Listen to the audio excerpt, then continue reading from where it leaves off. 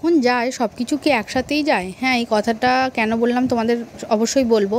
তার আগে বলে দিই, আমার গোপু সোনাদের আমি কখনোই সাবান মাখিয়ে চান করাইনি। তার বদলে আমি মাখিয়েছি টক দই আর বেসন, যাতে ওদের উজ্জ্বলতা কখনোই নষ্ট না হয়ে যায়। তো প্রথম কথায় ফিরে আসি, যে কথাটা তোমাদের আমি বলেছিলাম। তো তোমরা তো জানতেই, তোমার দাদা মাছের আড়তেও কাজ করে, আবার কারখানাতেও কাজ করে। তো একটা তো অলরেডি চলেই গেছে, আর একটা ওই নিভে যাওয়া প্রদীপ নেভার আগে যেরকম জ্বলে ওঠে ঠিক সেরকম জ্বলছে।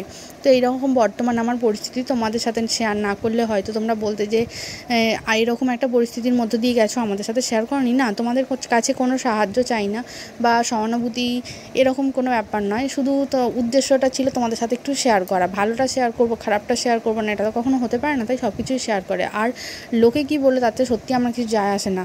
তোমাদের সঙ্গ যখন আমি মানে তোমাদের সঙ্গে যখন একসাথে পথ চলা শুরু করেছিলাম, তখন অনেকে অনেক কথা বলেছে। সেসব কথার কান না দিয়ে সোজা নিজের উদ্দেশ্যের দিকে এগিয়ে চলছিলাম।